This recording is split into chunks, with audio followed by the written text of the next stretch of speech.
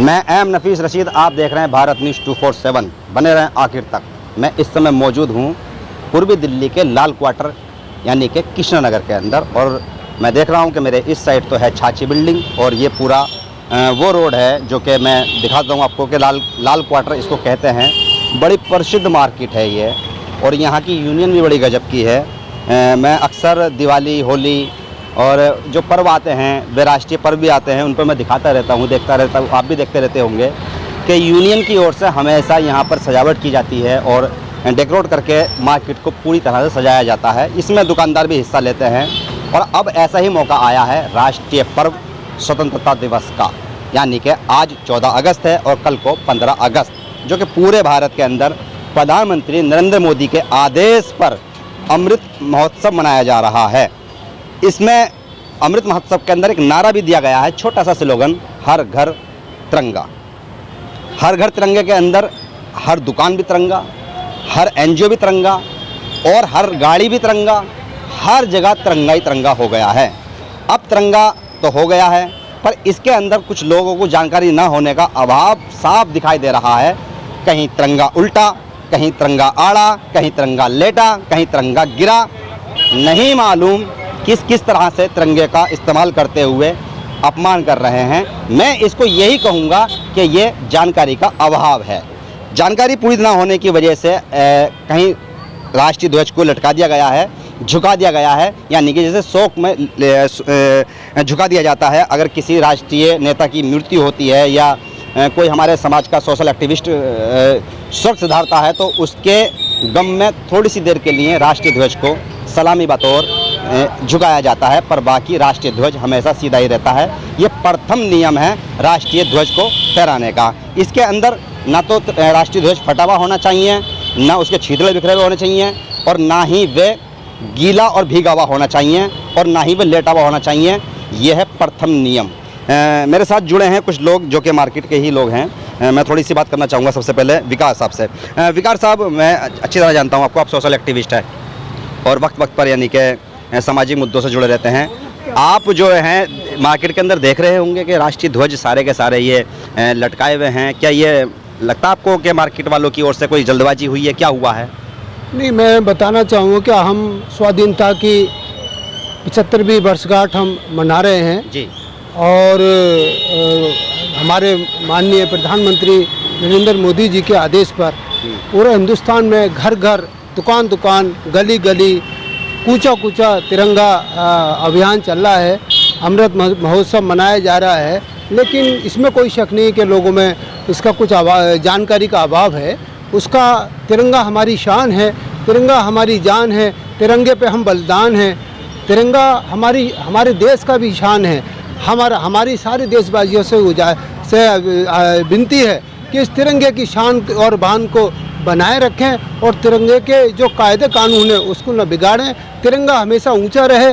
तिरंगा हमारी जान की तरह, अपनी जान की तरह तिरंगे की हम रक्षा करें और तिरंगे को मनाएं, बहलाएं। और यह बड़ा हमारे सौभाग्य है कि हम 75वीं आज़ादी की 75वीं वर्षगांठ हम मना रहे हैं, और मैं इस मुबारक मौके पर पूरे हिंदुस्तान नहीं, पूरी दुनिया के लोगों को मुबारकबाद पेश करता हूं कि हम 75वीं वर्षगांठ को हम बड़ी शान से मनाएं, आन से मनाएं, और तिरंगे का मान सम्मान करें। इसमें जो मैं देख रहा हूं, आप कह रहे हैं जानकारी का अभाव है, और आपने अपनी ओर से बहुत कुछ कहते हुए, मैं थोड़ा इसी बात पर आना चाह रहा हूँ विकास साहब के अभाव जो है, अगर मान लो कोई ये कहे आपसे कि आपने राष्ट्रीय ध्वज को नीचे झुका दिया है और इसे खड़ा कर लो, तो आपको बात मान जानी चाहिए, नहीं चाहिए? नहीं, बिल्कुल। हमें तिरंगे के लिए जो कायदे कानून बनाए हैं संविधान के अंदर, उनका हमें निवारण करना चाहिए, और अगर कहीं हमारी गलती है तो उसको सुधारना चाहिए, और हमें तिरंगे से भी माफ़ी मांगनी चाहिए और देश से भी माफ़ी मांगनी चाहिए, क्योंकि हम तिरंगे के साथ कोई खिलवाड़ नहीं कर सकते। ठीक। मैं थोड़ी और भी बात करना चाहता हूँ। अकील साहब है मेरे साथ में, और आपका नाम क्या हुआ सर? सफ़ीउल्लाह साहब जानना चाह रहा है वाटर मार्केट, इसके अंदर जो सारे राष्ट्रीय ध्वज लहराए जा रहे हैं, आपको कोई जानकारी है किसकी ओर से लगाए गए हैं ये?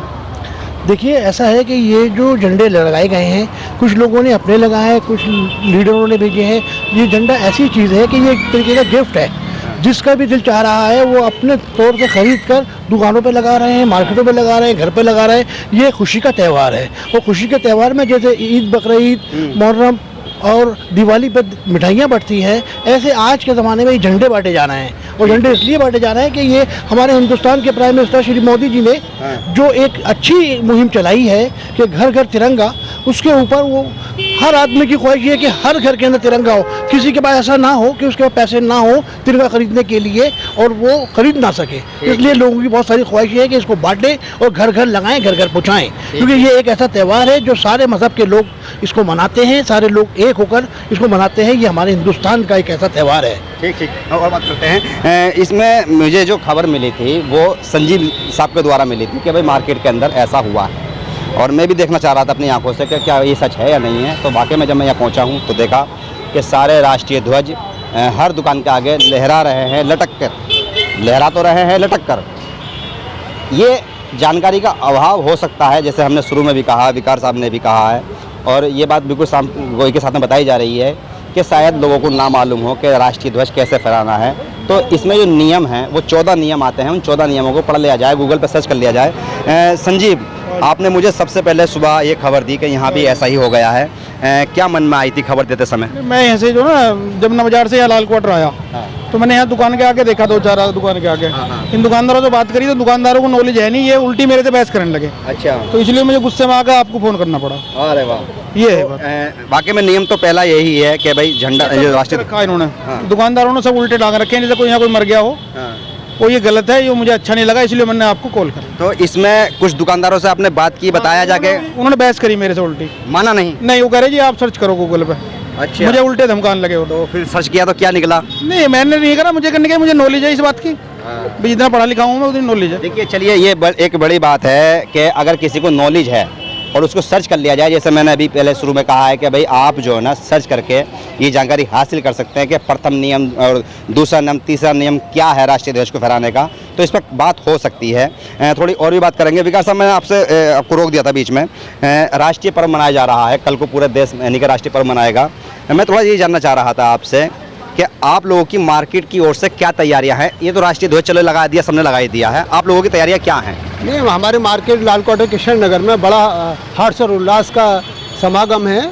यहाँ लोगों ने खुद भी स्वयं भी तिरंगा लहराया है और मार्केट एसोसिएशन ने भी घर घर दुकान जाकर झंडे को लगाया है।